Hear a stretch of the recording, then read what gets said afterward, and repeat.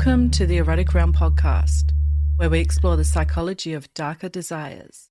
I'm Em, and if you're new here, welcome. I'm a psychosexuality nerd with a background in psychology, sociology, medical science, and Tantra. I'm also in a 24/7 collared relationship, and I'm passionate about humanizing kinksters. Join me here for in-depth one-on-one conversations as we explore the fascinating world of eroticism, one erotic realm at a time. If you love what we're doing here in the erotic realm, I'd like to ask you a quick favor. Can you follow and rate the show on Spotify? It helps the show reach more people like you. And if you haven't yet, I'd love if you could subscribe to my Substack, Psychology of Desire. This is where I go even deeper into the science of symbolism, of desire, archetypes, and erotic evolution. You'll get access to articles, unique surveys and research, and behind-the-scenes access to everything we're building. Visit psychologyofdesire.substack.com. I'll see you there. And now for today's episode. The following conversation invites you into the precise, rhythmic, and deeply intentional world of Dex, a master, educator, and author who has spent over 25 years exploring the erotic and artistic dimensions of impact play. In this episode, we trace Dex's evolution from curious novice to international BDSM educator and explore how the whip became an extension of his spirit, his music, and his mind. You'll hear how his background in dance shapes his scenes, why he describes himself as straight in the bedroom and pansexual in the dungeon, and what it means to age with erotic mastery. Enjoy. Hi, everyone, and welcome to the Erotic Realm podcast. Today, I'm happy to have with me Dex. Welcome, Dex. Welcome. Thanks for inviting me. My pleasure. So I'd love to start by hearing about who you are when it comes to your sexuality and kink life. How would you describe your sexuality? That's an interesting question. When I eh, eh, only because I'm approaching 70 years of age, and as you become a seasoned, as your sexuality becomes seasoned, other things become interesting. Like right now, a foot rub is almost as erotic and sexual as perhaps going to bed with my submissive. But when I was much younger, the whole DS kind of dynamic is what really got me going. I I would rarely find situations erotic unless there was DS involved, and I guess kind of prudish. I was raised in a very conservative church when I was growing up as a child, and my religious background was very conservative. Mm. And my mom had always instilled in me uh, not to have sex with anyone unless you were married or Mhm. until you were married. And I don't know if that kind of influenced my kink approach, but I don't typically have relations with anyone that's not collared to me. Mm. And I've only been in two collared relationships in the 26 years I've been in kink. And fortunate enough for me, in the 26 years I've been in kink, I've always been in a 24/7. So Amazing. I moved from one 24/7 right into another 24/7, and both were collared relationships. Mm. So when when I play with others and play in the dungeon, it's really a pansexual approach and doesn't involve uh, sex. But there's all kinds of sex. I have sex with someone from 6 foot away with a bullwhip, but it's not what we traditionally think of as maybe relations or penetration type sex. I Mhm. always kind of joke when I'm talking to a swinger and say anybody can stick their dick in someone else, but not anybody can stand 6 foot away with a bullwhip and bring someone to an orgasm. Amazing.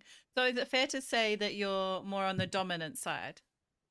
I I I am. Hmm. Um, I mean, we don't need to get into the psychology of childhood, uh, but my mother was a vanilla sadist, and I was probably beaten regularly as a child growing up, Right. and now that I've in kink and in kind of a DS kind of psychological mindset, I look back on my childhood as my submissive days, and as I Mm. grew up and got stronger mentally and physically and entered my later adolescent years, I transitioned Hmm. into I'm much safer psychologically as a dominant than I am as a submissive. I think there's a little bit of switch in everybody, though. I definitely enjoy a certain amount of pain when I'm having pleasure, uh, but I tend to when I'm doing that type of level four play, I tend to do that self-inflicted or under the direction, under my direction by telling the bottom what to do and when to do it. Hmm. Now, you mentioned the bullwhip a few times already. I'd love to get into that a lot more in a moment. But for now, the listeners also want to hear a bit more about what you get up to outside of kink. Do you have hobbies that you enjoy? What are you doing when you're not whipping people? When I'm not whipping people, I'm I I love ballroom dancing. Hmm. And if you've ever watched me throw a whip and know anything about ballroom dance and footwork, you'll see a lot of the influence of ballroom dancing on my whip throwing and the fluidity and movement of the whip Mm. in my footwork. Small changes on the throwing end of the whip result in larger changes on the receiving end, but that's probably right now at this point in my life, that's my primary hobby. It's more fun than going to the gym, Hmm. and so I enjoy ballroom dancing.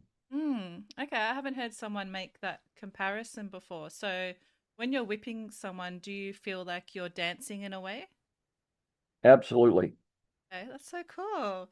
So, Part of part to me, part of good whip play in the dungeon, or really any play, whether you're caning, flogging, any kind of impact play, even fire play, uh, or violet wand play, the mm, the play that you're doing, if you connect that to the energy of the music in the dungeon, and then connect that to the energy of the scenes that are going on around you, you have a much better experience. And I think you have a much better connection mm, with the bottom that you're playing with, and much better energy exchange. It's to me at this point, it's really all about energy exchange and bringing someone, down that endorphin road uh, to pleasure mm-hmm. through the pain and to experience pleasure.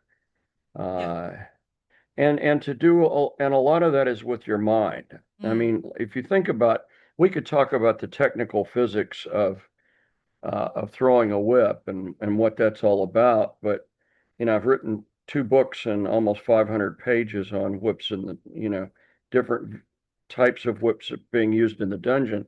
So just go read my books. mm-hmm.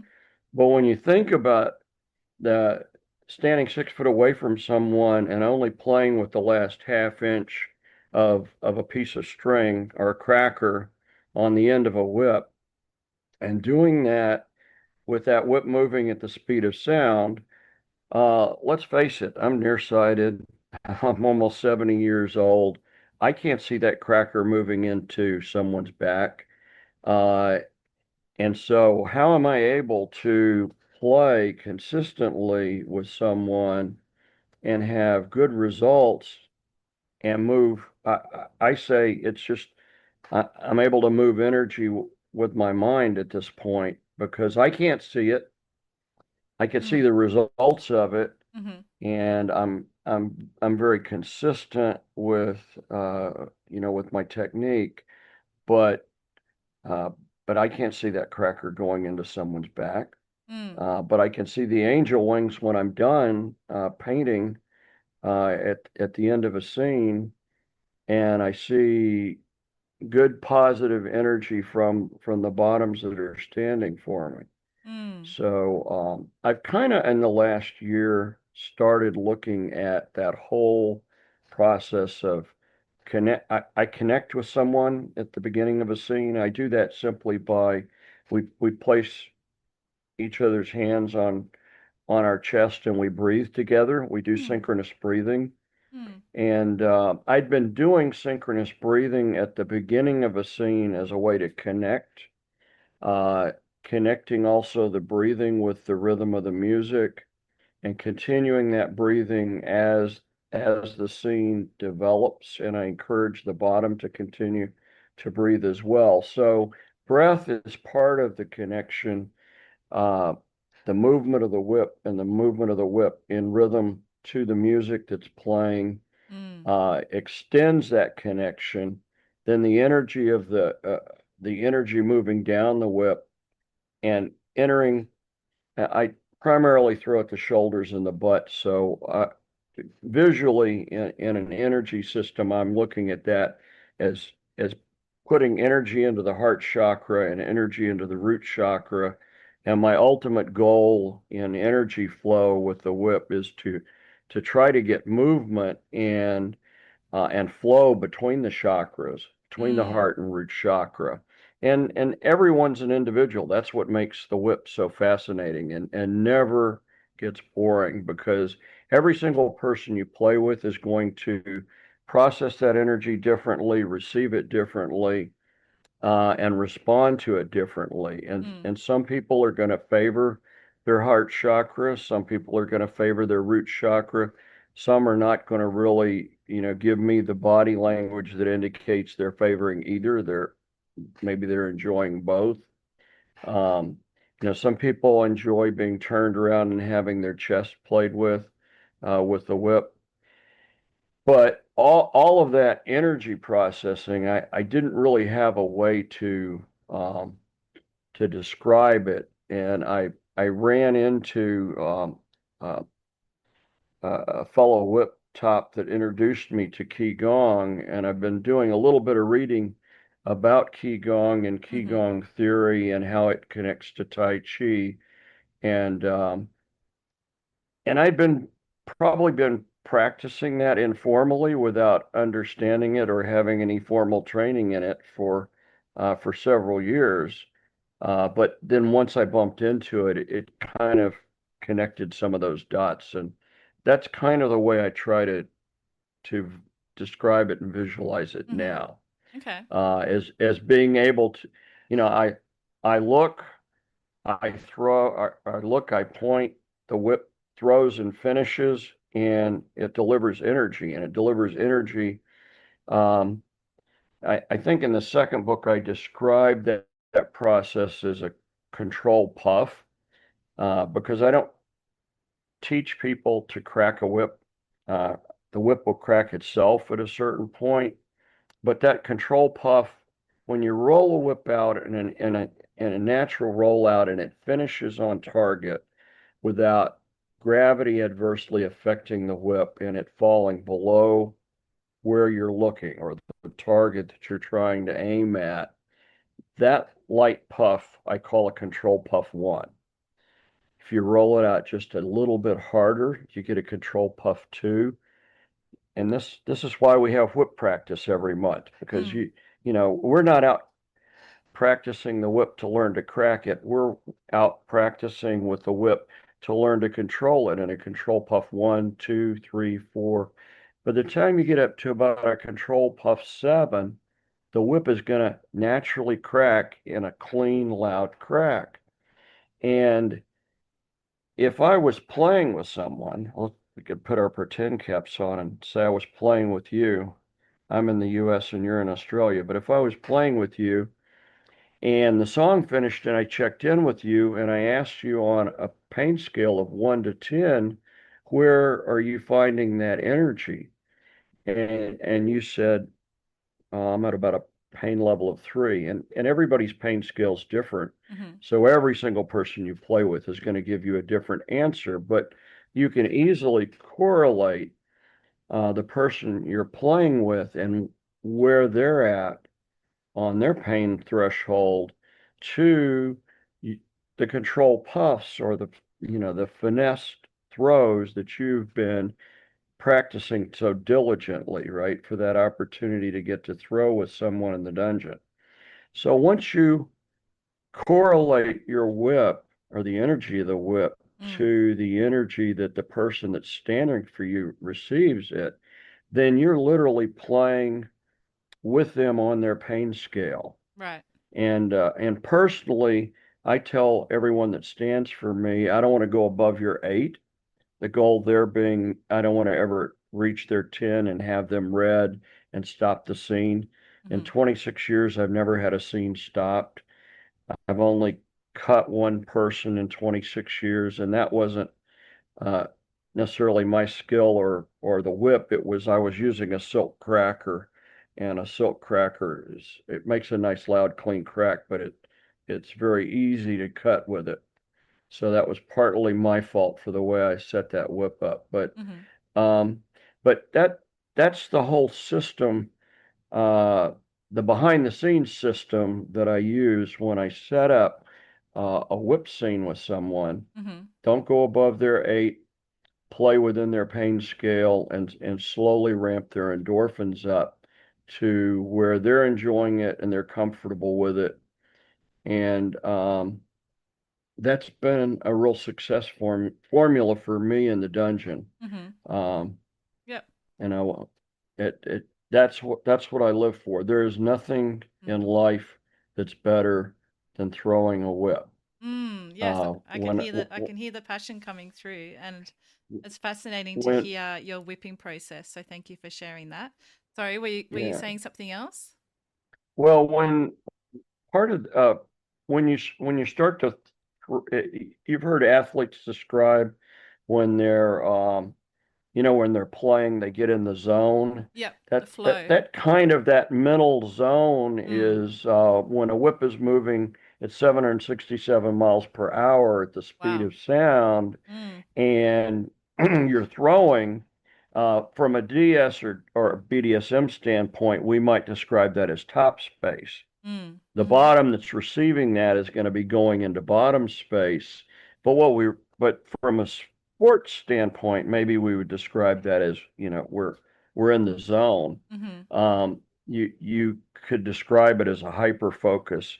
Yep. But what I find is when my whip connects with the music and I get in that hyper focus, my breathing slows down, my heart Mm. rate slows down. We could put a blood pressure cuff on me and take my blood pressure. I'm sure my blood pressure goes down. And Mm. if I could throw 24 hours a day, 7 days a week, I don't think I would ever die. Uh, you, you, time slows down, Mm. and you kind of um, you lose you lose some of that time space connection Mm. when you're in that type of top space and Mm. that type of hyper focus. Mm. So there's really nothing like it. I Mm. I do a lot of other types of dungeon play, but nothing beats throwing a bullwhip. Mm. Okay, so let's go back to the beginning of your journey into kink. When and how did you discover the kink realm? Well, that's a long story. I'll try to make it short. I was in a third marriage that wasn't overly sexual. It was kind of transactional. And the last year I was married, we had a transaction that occurred on April Fool's Day and on Thanksgiving Day. And I kind of had gotten to a point in my relationship in that marriage where I was doubting myself and doubting my masculinity, and it was back in the day. Uh, I got on. I don't even know if the website's around anymore. I got on Adult Friend Finders, and Mm, hmm. I, if you've ever been on that database back in the year, you'd write 400 people and finally might find someone on the other end that had a heartbeat. But uh, but I arranged uh, a hookup. I, my vanilla life before I retired, I was a college professor and an academic and taught college for 17 years. Mm, And I was traveling uh, to Phoenix for a academic conference, and I arranged a hookup and met with a young lady, had dinner, had a very exciting evening. We won't go into the details of it, but I kind of reaffirmed my masculinity and that everything was functioning properly, that it was really my marriage that was at fault. And she said, "Well, do you mind if I come back tomorrow night and we have a do-over?" So she came in the second night and rolled in a suitcase and opened it up, and out came candles, and out came a ping pong paddle, and mm-hmm. a little music box, and uh, she had cuffs and a blindfold, and uh, I had no idea what I was in for. But that was my first experience bottoming uh, in kind of a kinky bedroom situation. And, when that weekend was over, she said, go back home and get online and find your local leather group and find a munch and go to a munch and meet some other people that are like-minded, that are kinky, and don't ever do this again.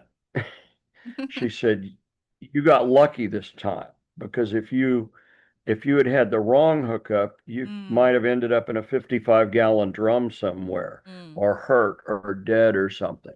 She mm-hmm. said, find your local group, get to know some other kinky people, and play publicly. And that's literally what I've done for 26 years now. I only play publicly. I only play privately with someone who's collared to me, and I've never had another Mm-hmm. wild weekend in a hotel with another dominant since. Mm. Well, thank goodness for her, though. What a But journey you've that's been but on. that's how I got introduced to this. Mm. Okay. And I kind of liken it to a mosquito bite. Mm. Once you get bit by a mosquito and you scratch it and it starts itching, you just want to keep scratching it. And that's kind of the way, at least for me, the way kink is. Mm. Once you've scratched it and experienced it, um, for at least for me, there's no going back to being vanilla. Mm. Vanilla doesn't do anything for me Mm-hmm. anymore. So let's chat more about your sexuality because you describe yourself as straight in the bedroom and pansexual in the dungeon. What does that distinction mean for you? Well, what that means for me is, like, a couple weekends ago, I went to Tess Fest. Um, Tess is one of the largest, or one of the oldest BDSM organizations in the United States. They're New York City based, and they hold a convention every year. And so I taught three whip workshops at the convention. And in each workshop, I had different whip bottoms stand for me, and I offered to do whip scenes in the dungeon with them that in the evening if they were interested in it. So for me, pansexual play means I played with three lovely ladies in the dungeon set Saturday night, and I played with one male.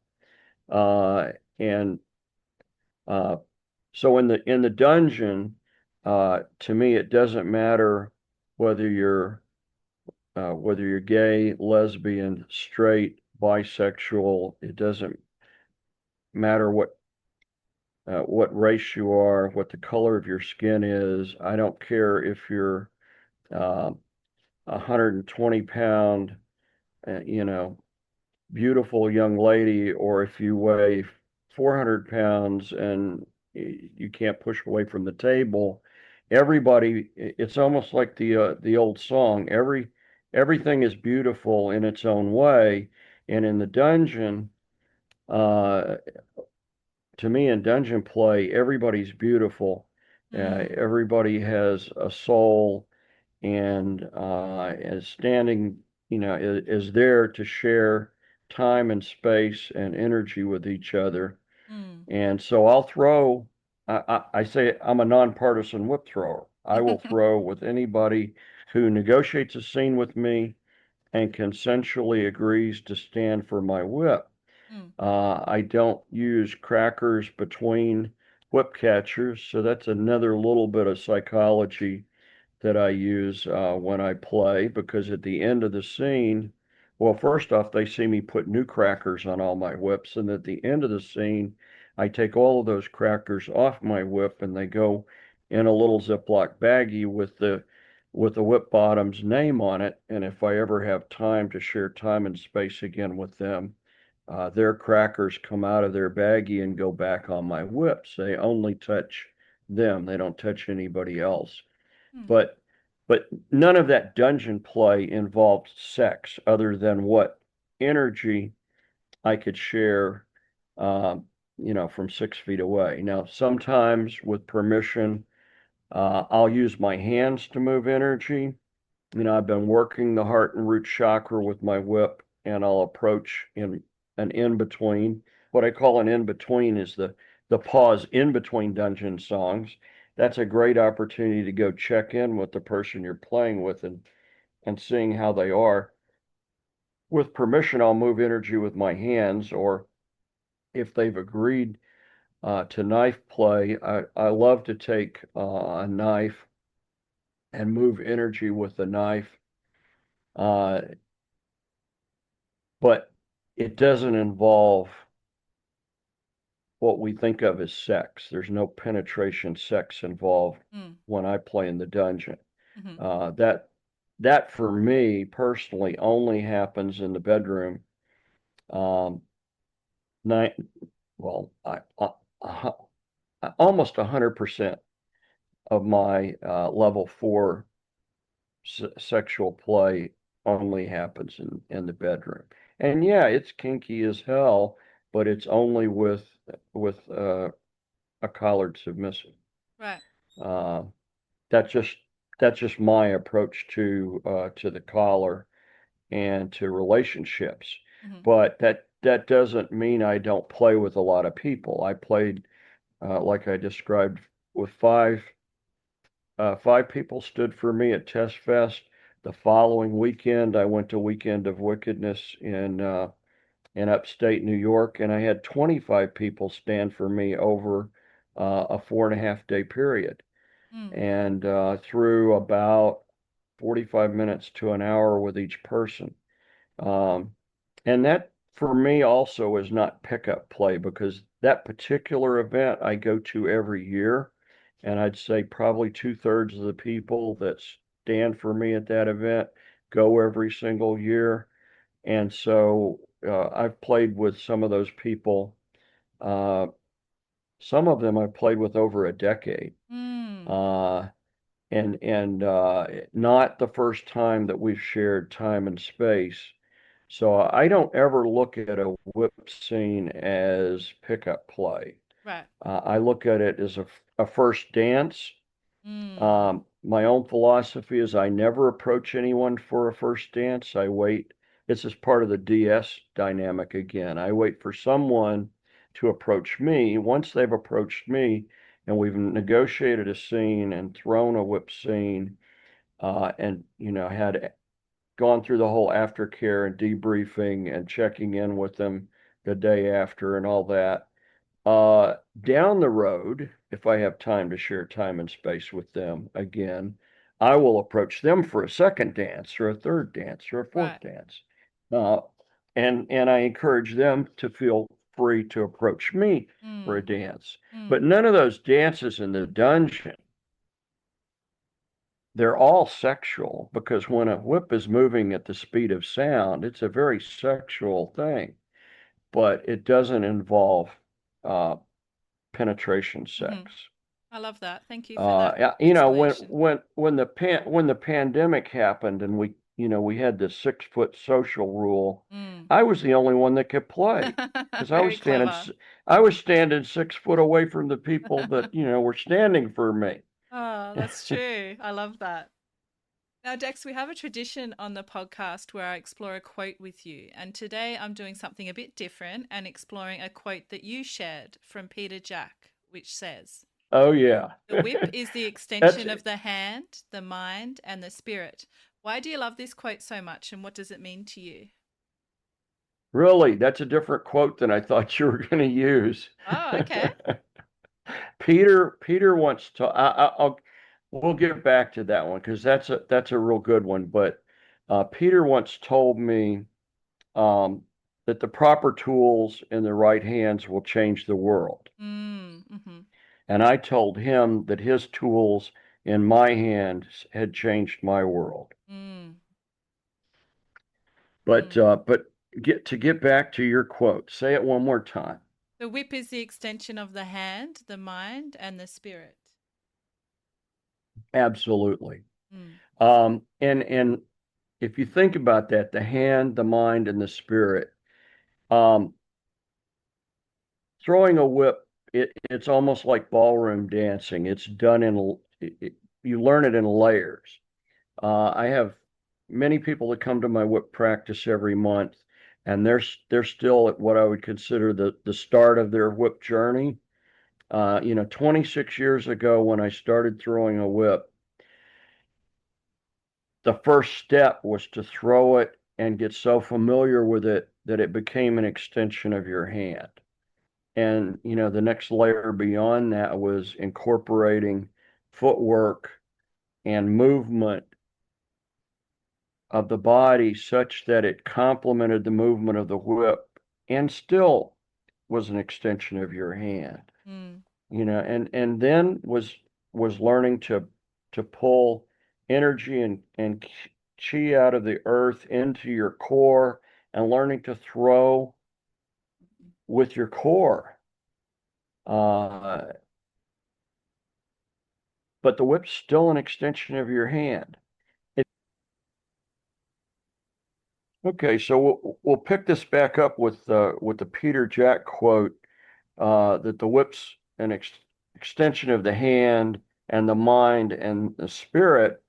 And at the point at which the whip becomes so much a part of you that it's easily an extension of your mind, of your hand, that's actually when uh, that extends to your mind. Because literally, when I'm throwing and I'm throwing in rhythm to the music, and depending on, whether you're listening to AC/DC or whatever you're throwing to, um, you're literally looking, pointing, and the whip is finishing.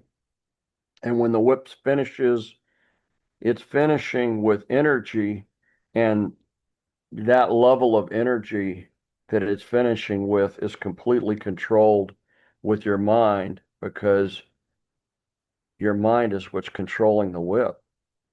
And at the point that your mind is exchanging energy with the person that's standing for you, that's actually, to me, the point at which you can start delivering, sharing your spirit, not only with the person you're playing with, but with the other people playing in the dungeon orchestra mm, at the time. And mm, now the last event I spoke about, Weekend of Wickedness, it really is a spiritual experience to go and spend that much time sharing time and space, communing with other like-minded people and playing. And it's not just whip play, of course, it's all sorts of play. Mm. But all the way from doing crazy things like getting out on the lawn in the morning with paracord whips and acrylic paints and painting living art on someone's back or chest to to having a butt boy session where you're throwing a 6 foot bullwhip and uh, and really exchanging high levels of energy with the person you're playing with, or even getting together. We lost several people out of that community since last year, and we had a memorial ceremony and Oh. a remembrance of those people that had passed on. Mm. So Mm-hmm. it really is a spiritual kind of way to share your soul with someone else. Mm. I love that. And I also love the term dungeon orchestra. I haven't heard that before, and I love that way of explaining it. So thanks for sharing that. So, Dex, what originally drew you to pick up a whip? And did you know straight away that it would become a lifelong practice of erotic transformation? Was it instant love, love at first sight for you? Well, that kind of goes back to you're jumping back to the beginning of my journey, and Mm-hmm. and I would love to share that with you. Please. I I think I shared briefly that in my childhood I was beaten a lot, and when I first got interested in kink, I didn't want anything to do with impact play or leaving marks Yep. because Lord knows, my mom had given me a butcher knife many, many times to go cut a switch, and if I didn't cut an appropriate switch and it broke, then I got to go cut another one. So when I started, I was the sensual dom, tactile play, sensual play, wax play, touching, tickling. And I would go to dungeon parties and I would sit and wait for someone to approach me. And I would see all of these people, the dungeon in full play, and everybody was doing impact play or doing fire play or doing violet wand play. And everybody was sharing that type of energy, and believe it or not, nobody approached me and wanted me to tie, tease, and tickle them. And I Mm. was like, maybe there's something to this. So then the next step in my journey was to learn how to do impact play and share energy with someone with a proper warm up without leaving marks. Because those marks kind of had a connection with my childhood. Right.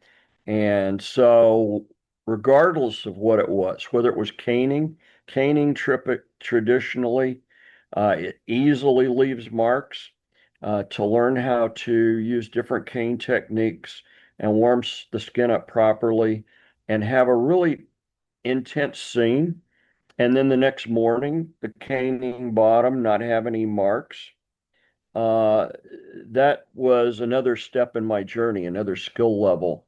And so that's where my early impact play went. And it's like anything else, when you're a child, you play with a toy for 6 months and it kind of gets boring and you want to play with something else. And so I got into floggers, and by the time I had been in the scene for 2 years, I owned 45 different floggers. They were all Mm. different leathers, all different, types. And the next progression after floggers is a cat of nine. So I started with a cat of nine that had a flogger style handle, but then the other style of flogger, or the other style of cat rather, is like a whip. It's about 18 to 20 inches of thong, and then the other half, the other 18 to 20 inches, are nine tails. And so when I bought my first cat, I also bought a little 3 foot snake whip. And the flogger maker that I bought these from, I said, "Well, how do you throw these?" And he said, "Well, throw it just like you're throwing your flogger. If you're trying to keep 80 tails together. Now you only have to keep 9 tails together, but the technique's the same. And so that started my whip journey. Well, when I pulled the whip out of the box and my collared submissive saw it, her first words out of her mouth were, "You will never use that on me." Mm. Well, in consensual BDSM play, if I don't have consent to use it or do something, I'm not going to. That's a big tenet of SM Hmm. is consensual play between individuals. So in my mind, I said, okay.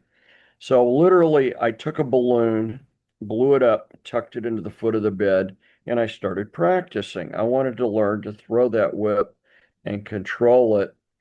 And my early goal was to learn to flick the knot on the balloon without touching the balloon. Mm. Okay. So she saw me doing this over time and how dedicated and persistent I was with this, and that I could actually flick the knot on a balloon, or I could make, a petal on a silk flower move without like destroying the flower. Mm. And I guess at some point the light bulb went on in her head, and she said, I want to know what that feels like. And that was our first whip scene. And and that was my first practice target, was a balloon. Not trying to pop the balloon or break the balloon, but just learning to control the whip and Mm. learning to feather that knot on the balloon. Because if you can do that, then you can feather someone's nipple, whether they're male or female, with your whip. And there's just something between the nipple and the genitals. There's some kind of connection. Hmm. I'm not a physiologist, but trust me, there's a connection between everyone's nipple and their genitals. And if you can feather the nipple with the fluff on the end of a whip, um, it's usually pleasant for most people that are standing. Mm. They Okay. like that. So much to learn. Thank you, Dex. So another tradition that we have on the podcast is exploring a research article with you. Today's paper is by Simula and it's titled Pleasure, Power and Pain, a review of the literature on the experiences of BDSM participants. So what I loved about this paper is that it moves far beyond the old medical or deviant models. Instead, it paints BDSM as something rich, layered, and deeply human, a ritual of sensation and identity. So, in the article, the author explores how kink is not just about sex, but about community, aesthetics, roles, and the emotional meaning behind what we do. Simula also notes that BDSM often requires participants to negotiate not just roles, but language itself, deciding what words mean in their dynamic. So I'm curious to hear from you. How has language evolved in your own practice? Are there words or phrases in your dynamic that hold deep meaning or perhaps even shift depending on context? Okay, well, I don't know that this is deep meaning, but it is a clear example of what I think a shift in language. When I and I'm talking primarily in the United States because that's been my experience. Obviously, you have a global audience, but I would say we've been talking quite a bit about whips and single tail whips. And when I came into leather 26 years ago, a single tail whip was essentially a dog signal whip or a signal whip, and that the construction of a signal whip is just simply a thong and the crackers plaited into the end of the thong, and there is no fall hitch. So when you throw a signal whip, the whip finishes where you point it. It's very accurate. And that was a single tail. Well, you call that vernacular or a colloquial vernacular. When someone said single tail 20 years ago, they were talking about a signal whip in leather. Okay. When I wrote my book Whips in the Dungeon in 2019, I wanted to go beyond that definition, and I broadened that to any whip that ends with one tail is a type of single tail, and there are different classes of single tails. So now I would hope my book's been in print long enough to have influenced some of that, so that when we talk about single tails, a dragon tail, a dragon tongue, a signal whip, snake whip, bull whip, even a stock whip, any whip that ends with one tail is a type of single tail, but we have classes of single tails, and there's certain classes of single tails that we don't see commonly in dungeon play. Like a stock whip is very common to see in a ranch setting or in a maybe even a competitive sport cracking setting, but it's very, very rare to see a stock whip used in dungeon play. But those other classes of which we talked about are very common in dungeon play. Um, so that's an example of how vernacular, I think, has changed. Just the word cracker itself. Some places around the world, we talk about the finishing string that's on the end of the whip as a cracker. In other places around the world, it's called a popper. Um, so you have to be kind of be on the same page when you're talking and using words. Mm-hmm. Okay. I know that's not deep. That's real surface stuff, but it's an example of what you're talking about. No, we need to know the surface and the deep. Everything that you have to share is amazing wisdom. So thank you, Dax. So the article also highlights how time, scene pacing, ritual, and repetition shapes intensity and connection in BDSM. You've spoken about this a little bit, but I'm just wondering if you can speak more to the role that timing or repetition plays in how you build and release energy with a whip. Well, that's hmm. Would you say it's one of the most important aspects of? Well, um, to me, the most important aspect, well, I guess it is repetition, but to me, the most important aspect of whip play for me is connecting the whip to the rhythm and the energy of the music. But Mm, that rhythm and energy is going to be repetitive because you've got so many beats per measure of music and a repetition of uh, of those, verses and choruses mm, as a song progresses. mhm, If you connect your whip to the music and you listen to music, most music will build in a crescendo over a couple of verses and in the chorus, and it will kind of end with a climax. And that's kind of what you want to do with your scene and with the whip. You want to build that energy and that connection and crescendo it, and then cool it down at the end. And of course, you're doing that over multiple songs, but each individual song follows that same little cycle as well. So that repetition you're talking about, uh, sometimes we talk about that as ramping up. You can ramp up the energy. There's there are different ways of doing that, uh, and it varies with impact toy to impact toy. Some impact toys uh, are tools. You can ramp up the energy by hitting the same damn spot, and that will ramp up the energy successfully. When you're throwing a whip, my experience has been you don't want to hit the exact same spot every single time. That then becomes a little too intense and too unbearable. So I actually try to move the whip strikes around within a zone.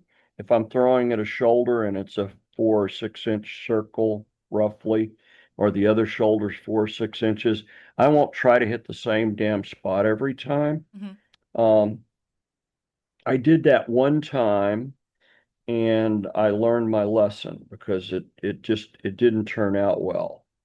Uh, Mm. but at least with a whip, my experience has been you do want to move, you want to have definitely have accuracy and control of the whip, but you want to move those strikes around within a pattern. Yep. So I'm throwing at shoulders in a figure eight, and over the course of a scene, you'll see redness and marks starting to appear. And when you're done, many times it'll remind me of angel wings. Well, you want your angel wings to look pretty evenly on both sides. Mm. And when I describe that as energy, on the many whip throwers only throw forehand. They don't throw a backhand. They just recover the whip on their backhand, and they're really only putting energy into the person they're playing with when they throw on the forehand side. I emphasize throwing forehand and backhand. So the goal is to put an even amount of energy into both sides of the chakra. So you get even energy flow. You also get nicer, prettier angel wings when you're done with the scene. Hmm. Um, but in the same way with the root chakra, I want to work forehand and backhand. Right. Um, and 2 years ago, I started throwing two-handed. So when I'm throwing two whips at once, Mm. that actually is easier to do because I've got the left hand and the right hand going. Uh, but at any rate, I'm getting kind of off track. No, no, it's all Get me good. back on track. Yes, of Get me course. back on track. I had a follow-up question. You've spoken about the importance of music a few times. Do you ever play without music, or is it an essential I, part of a whipping scene I for you? I have played without music. There are actually dungeons around the world where the owner of the dungeon or the dungeon master doesn't believe in music. He wants total silence, only to Mm. hear the screams and moans of the slaves and submissives that are being played with. I personally don't like that philosophy. I very much enjoy playing with music, Hmm. and it doesn't matter really what the music is. The rhythm of the whip can find almost any music. When I came in 26 years ago, the mainstay was Enigma and Enya and Secret Garden and kind of mood music that had not so much lyrics as mostly instrumental. And then there's been migrations in dungeon music since then. Yeah. It migrated to rock and metal and industrial and Hmm. some now electronic dance music is kind of taken over some of the dungeons. I'm not in love with EDM because EDM tends to not have those in betweens I talked about. The Mm. in between, in between songs to me is essential Hmm. because that gives me a chance to breathe and go up and check with the person I'm playing with, seeing how they are, getting some of that human touch and connecting with them. And at least in my play sequence, I usually put one whip down and pick up a different whip. Hmm. I rarely throw the same whip two scenes in a row, or I mean, two songs in a row, excuse me. Hmm. So you'll see a lot of whip throwers, they throw the same whip, all night long. I'm throwing a different whip every song. That's Okay. just me. Yep. Maybe I'm ADHD and I get bored or I want something different. But fortunately, Peter Jack has about five different bullwhip builds and they're Hmm. all great, but they're all a little bit different on the throwing end. Um, but from a collector standpoint, I've collected whips from whip makers, you know, over 20 years and all around the world. But Amazing. Peter's my go-to whip guy. Okay. Uh, Good of to late, know. I've really liked Giovanni Celeste in Italy. He's making good whips, Oh. but there are a lot of good whip makers. Hmm. I threw Mike Murphy's out of Australia until Mike quit making whips, and when he quit platting whips, I retired his whips to the armory and quit throwing them. And that's when pretty much Peter took over, or Jack took over my Mm. my whip bag at that point. Okay, I'll have to check out his whips. I don't have one yet, but I'll have to have a look. So thank you for the Oh, recommendation. oh, Peter. Mm-hmm. Well, let's put it on the street. Peter Jack started platting when he was 15 years old. He's Mm. in his 48th year of platting whips. Wow. He's going to retire after his 50th year of platting. So Okay, if you want a Peter Jack whip, you should put your order in now. I'll put it on my list right here, right now. Thank you for That's that. right. So you mentioned earlier that you've written books about whips and the art of whipping. Which book of yours would you suggest that listeners begin with if they want to start exploring this realm? Okay, that's easy. Whips in the Dungeon was my first book. It was written in 2019, and it's available in print or Kindle. You can go up to Smashwords if you need the .epub format.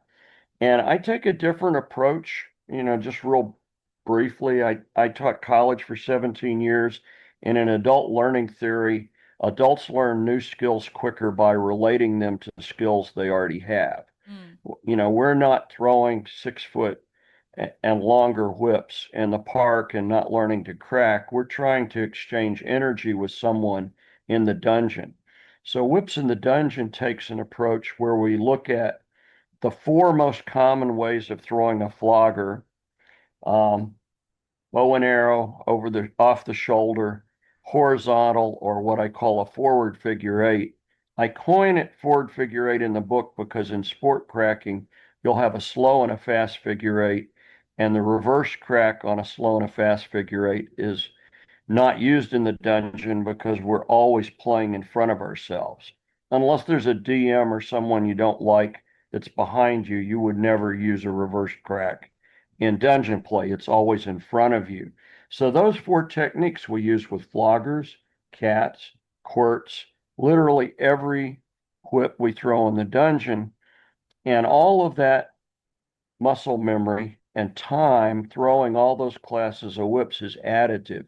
It's going to get you quicker to being able to throw a single tail with finesse than if we just went outside and learned how to do a cattleman's crack, which is typically, if you're getting a basic uh, whip lesson, or someone's teaching you how to sport crack or just crack the whip, the cattleman's crack is going to be the first crack that they teach you. hmm. Some people call it a circus crack. Okay. But Whips in the Dungeon takes a much different approach. Mm, It, we take the approach that learning to throw it, similar to the way we're throwing a flogger, only we're just throwing one tail, is going to get us to being able to play much quicker. So that's the first book. And then my new book is more advanced, variations and vignettes, advanced single tail play. The first half of the book is focused on the many variations you can create in a scene, not just with a single tail, but with all of those classes of whips, and some discussion on two-handed whip throwing. And then the vignette section is some descriptions of complex scenes that I've done, some performance art scenes, some erotic art scenes that I've done using whips. mm. Not Both as sound amazing. not as a go out and copy what Dex has done, but my goal was to share those experiences and have the reader it spark their own imagination and their own creativity to be able to go out and create their own Mm, vignettes with a whip. mm, mm-hmm. I love that. Okay, cool. Now, as part of our conversation today, Dex, I asked you to bring along something to share, such as a quote, book, or a movie that's influenced your sexuality. Can you share with us what you've brought and how it shaped your understanding of your erotic realm? Well, I think I already described one, was that Peter Jack quote I gave you earlier, Mm-hmm. but one of the uh, most erotic movies I think I ever saw was 9.5 Weeks with Kim Basinger and Mickey Rourke. The the scene in front of the refrigerator where they're doing a little bit of food play, I mean, sure, they had rough sex in the movie, and that was erotic, but the the food place scene in front of the refrigerator really sparked that for me, and uh, I got into doing. I haven't done food play in quite a few years, but for a whole chunk of uh, my DS time in the 26 years I've been in kink, I did a lot of food play. Hmm. Uh, and you just it's just fun. Hmm. It's like if you let a head of celery uh, wilt and go bad, it's a great flogger. I mean, you can flog Ah. with celery. You Yeah, a carrot naturally is shaped like an anal plug. You can fig with ginger. Mm-hmm. There's interesting things you can do with jalapenos and peppers. You put one single pepper seed in the end of someone's urethra. Just rest it on the tip of the urethra and leave it there for 5 minutes. And in 5 minutes, they will be beet red from their head to their toe and Really? squirming and wiggling all over. It's a very interesting kind of thing. Hmm. If you put Vicks vapor rub under someone's nose and take their smell away, you can almost feed them almost anything and they won't know what they're eating Hmm. exactly. It's just there's just so many fun things you can do with food play, and it all got started because of that movie, that really hot scene with Kim Basinger in front of the refrigerator in 9.5 weeks. Amazing. Oh, I'm learning things today. Thank you, Dex. Now If you've you haven't seen that movie, you should go check it I out. haven't. I will check it out. Thank you.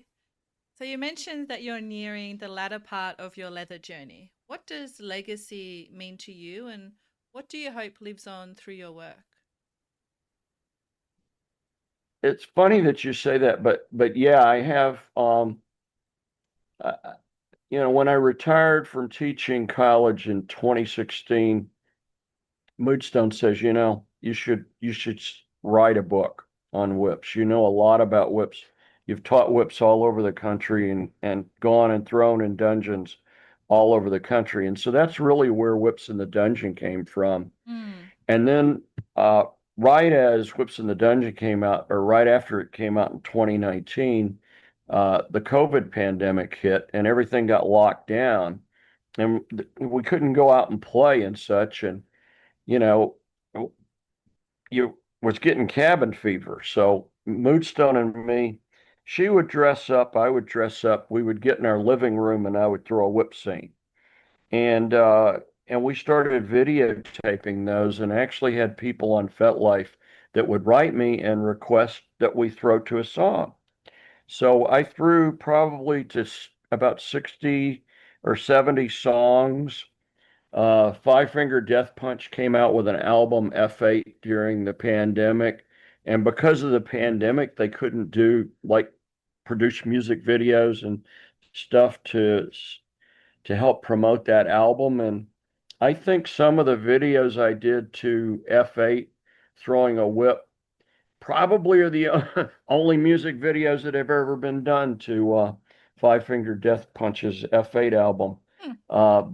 But I started doing little short instructional videos that are 3 to 5 minutes long that would complement the book Whips in the Dungeon.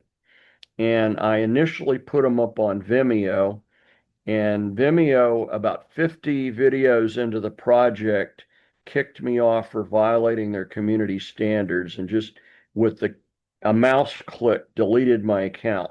So Oh, a leather master in Hampton, Virginia, Master Vic Graves, offered me free server space.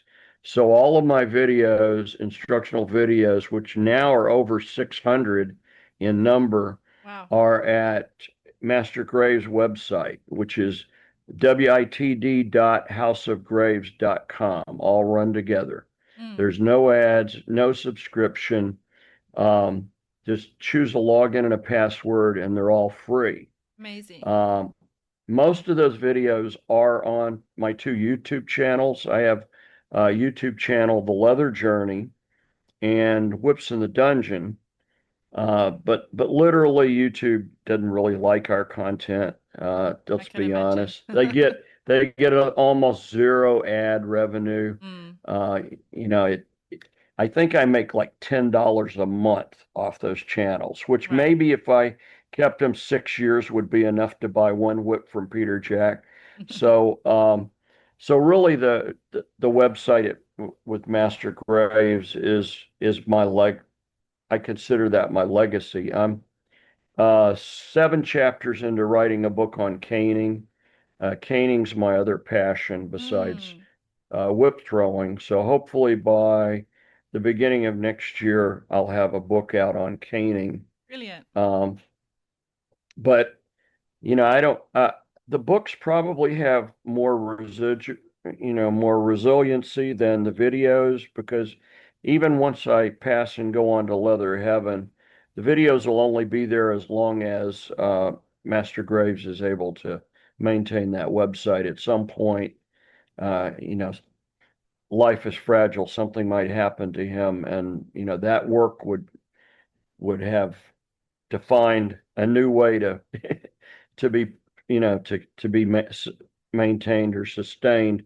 But hopefully the books will be around and help people for many years. Hmm. Yeah, well, thank you for sharing and for all the work you've done. I'm sure the listeners will check that out. So, we have another tradition on the podcast where I ask the guest a question sourced by one of the listeners. And today, one of the listeners wants to know, how do you recommend someone find a kinky play partner in today's world? Well, this is going to sound crazy, but for me, nothing has changed in the 26 years um, since I came into leather. I do not recommend you get on FetLife and try to find a kinky play partner.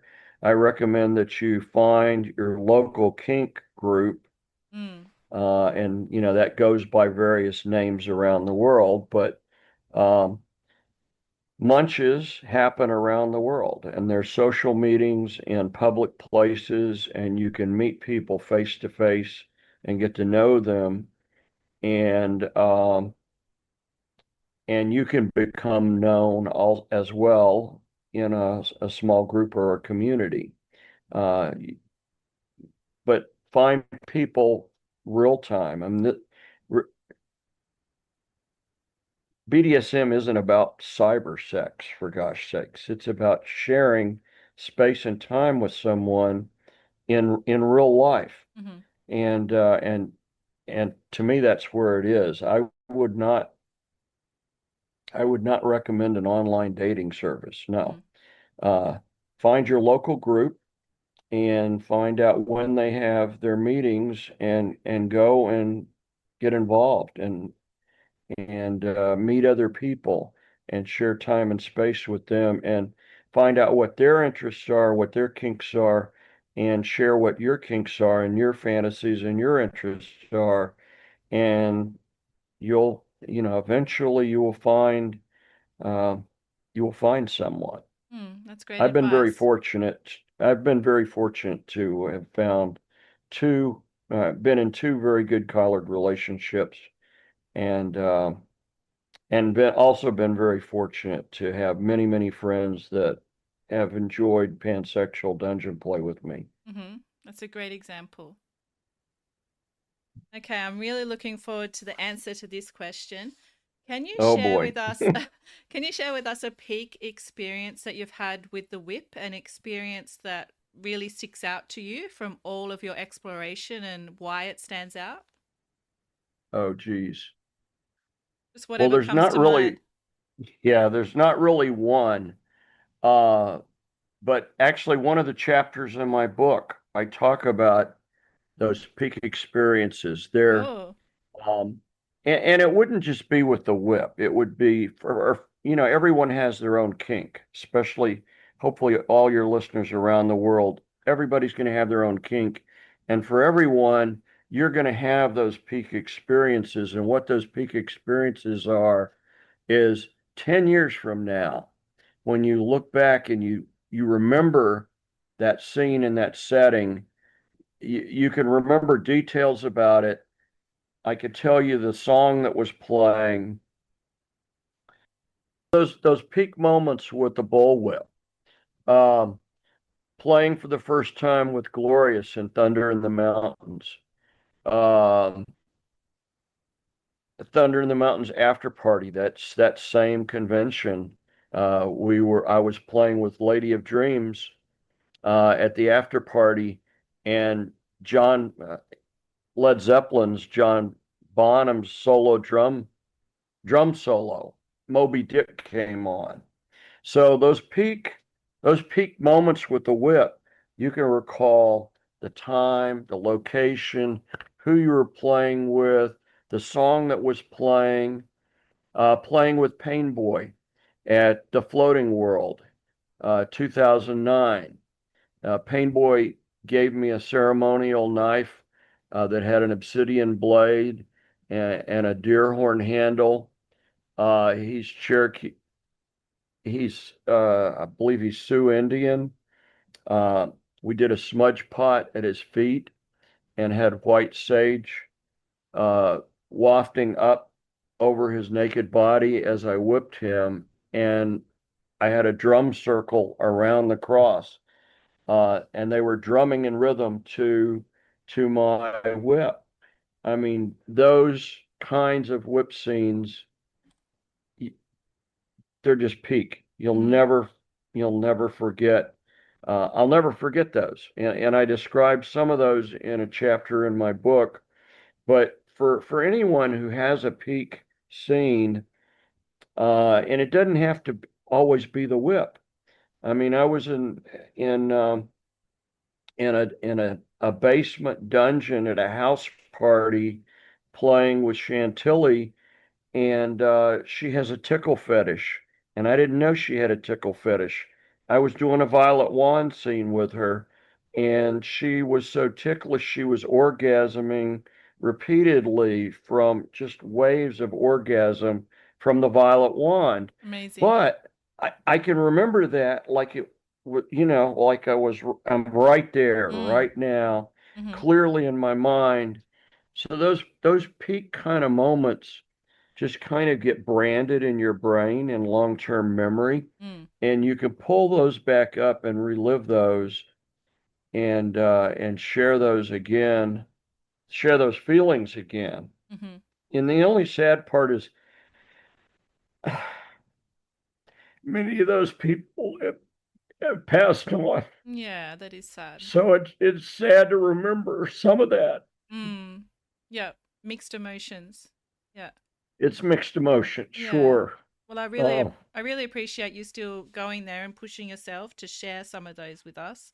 And is that in your first book that you mentioned, the dungeon, the, no, those are in my second the book, second book? So if people want where to read it, I talk about those peak scenes mm-hmm. where um, I think it's in the chapter actually where I was talking about music because I can remember the song that was playing Yeah.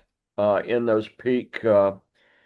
uh, those peak scenes. And at Mm. this point, I've been throwing enough years. I've got like 7 or 8 peak scenes that I share that I can just recall where Mm. I was, what the Mm-hmm. person was wearing, which whip I was throwing, what song was playing.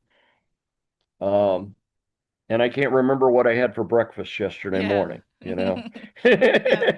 And your memories of it and the emotions, it just speaks to how meaningful BDSM scenes can be and are for a lot of people. So thank you for sharing that. I really appreciate it, and I'm sure our listeners do as well. Hmm. So Yeah.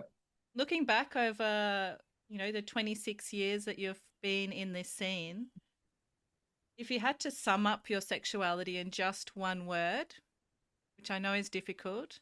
But what word most resonates for you today? Just the one word for your sexuality and why? Hmm. You're limiting me to one word and I've talked for 2 hours here. That's pretty funny. One word and then Um, the meaning. So not quite just Yeah. one word. I mean, it's really about connection. Mm. To me, that's the word. I mean, if you and you can take that connection all the way from when I came in 26 years ago, the group I came into had levels, level one, level two, level three, level four. So real quickly, without giving you a lecture, level one were public events. So you go to the munch, you follow public rules of conduct, you you dress vanilla, you watch your language, you don't out yourself or anybody else that's around. Level two events were primarily educational, and a lot of times they were in private locations or in someone's home or in a place where you could talk freely about your kink and about the lifestyle and not have to worry about public rules of conduct or outing yourself. And oftentimes collars or fetish wear or kinky wear was acceptable at level two events, but typically you weren't looking at a lot of nudity at a level two event.